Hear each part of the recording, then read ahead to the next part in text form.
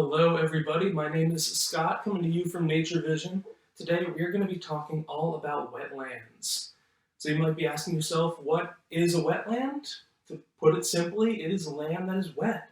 A wetland is a specific area in the environment that stays wet and full of water for most of the year, even during the driest seasons. And there are a lot of reasons to care about what goes on in a wetland.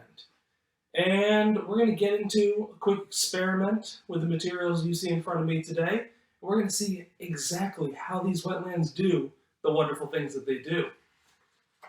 But what are those things? Wetlands provide us with a whole lot that a lot of people aren't aware of. For one thing, they provide habitat. They provide a home and food and resources for all kinds of living things. For plants, for animals, we're talking birds migrating through, amphibians like frogs and salamanders, and fish and all kinds of creatures. They also help to control floods because the soil, the dirt, the land in a wetland is so squishy and spongy. It soaks up that water and holds onto it. So if a storm comes through and water comes pouring through a wetland, it holds that water tight and prevents it from all rushing down the land and flooding somewhere else. So they are natural flood control. And finally, they filter our water. As that water flows and passes through a wetland, it soaks it up like a sponge, holds onto it, and as it slowly releases it, it comes out a little bit cleaner than how it was when it came through. And we're going to do an experiment here today to see how that really works. So they are giving homes and habitats, they're controlling floods, and they're even natural pollution control and filtering our water. And there are a couple things that all wetlands have. Obviously, water. Wetlands must be wet, they must have water. They also rely on soil, the dirt in the ground, and specifically really wet, absorbent, squishy soil like a sponge. And finally, these water-loving plants. Plants that are there growing in that squishy, spongy soil, and they're going to help us in our experiment today. So we can break down some of our filtration systems in a wetland. Our natural filters, we have plants. That top layer, the plants with their sticks and leaves and branches, those help filter out all the big pieces of pollution in the environment. The litter, large physical items that might get caught and snagged as they pass through in that water. But then there's some finer pieces, some smaller bits of pollution that might get trapped by the roots. As they hold the soil in place, they keep everything contained. And then finally, just the tiniest, smallest pieces, the microscopic bits of pollution even, can be soaked up and filtered out through the soil, like water, again, pouring through a sponge. So we're going to do an experiment here today to create our own polluted water and see how a wetland might help us clean it all up. So I've gathered some different items. Some natural items like soil, leaves, and cones, and some man-made items. We have oil and soy sauce and litter. And we're going to mix this all up and see what we get. So let's start with the natural stuff, with the soil. I'm going to toss that all in our wetland water here. How about our leaves? Just floating around. Drop them right there. We'll throw in some bigger, heavier pieces, these pine and fir cones. Drop them in. And I'll just give that a quick stir and see how we're looking. Not looking great, but it's still natural. You might not want to drink it, but it's still just the things that we find out in nature. However, humans add a lot of other things to the environment. We have all kinds of pollution, oils and leaks from cars that drip into our water off of our roads. We have all these other pollutants, and this is just soy sauce, nothing harmful. We're going to imagine this represents all of these other things like pesticides, herbicides, fertilizers, all these other things that might wash into our water. And then finally, of course, there's litter. All the trash, plastics and metals and papers and everything that people leave behind in nature. And that gets swept up in our water and added to our wetlands. So we're going to mix this all up, make a nice nasty concoction here. And this is our end result. Oops.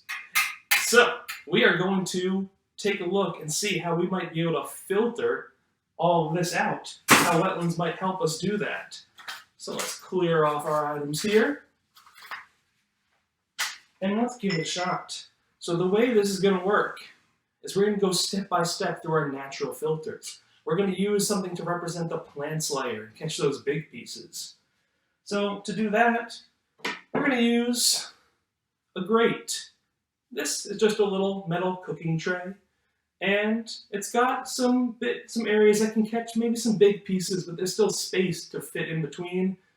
So let's see what we might be able to capture. So I'll take a big scoop. Got a whole lot of stuff here. Might be a little too much to pour. I might make a mess, but let's see what happens when I pour that out.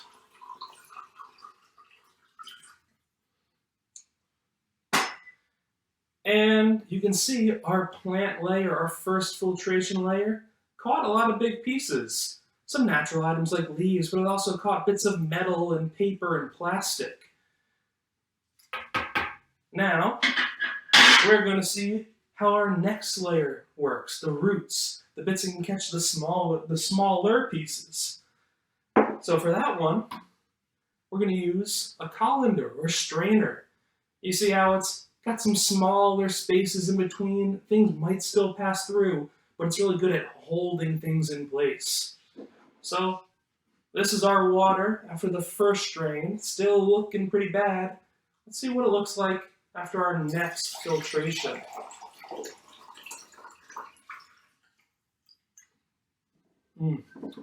Still pretty brown, but you can see just how much we caught in our strainer there. So the roots are able to catch even smaller pieces that the plant layer up top might miss. And now we want to see just what this soil can accomplish. This bit that can be like a sponge and really soak things up. So for this one, we're going to use a coffee filter. Really fine, and still lets water pass through it, but it's going to slow it down, and it might hopefully catch some extra items. So this might be a little slower going. Let's see. As it drips and pours through, you can start to see some improvement. Look at that side by side. Let's keep it moving there. So as we filter this out, you can see it's getting clearer and lighter. Now, it's not a perfect system. This is not a miracle solution to all pollution problems. But you can see side by side, it still makes a very big difference. And that is with all of that nasty stuff that I added. The oil, the soy sauce, the dirt, the soil, everything else mixed together. Our soil still does a pretty good job at improving our water quality. And you can imagine, the more wetlands we have, the more times water passes through a system like this, the cleaner it gets every single time. The same way, if I were to take this water and pour it back through another coffee filter and another, it'll get a little bit cleaner each time. So this experiment just goes to show us exactly what a wetland can do for us, all of the great services it provides, and it also serves as a reminder that while nature can do a very good job of cleaning up some messes, it still comes down to us to make sure that we can keep this water as clean as we possibly can. Because if we're not out there polluting, then the wetlands don't need to bother filtering out all of that extra stuff. If we can keep nature clean, the wetlands are going to keep this water crystal clear and pure and safe for every living thing out there.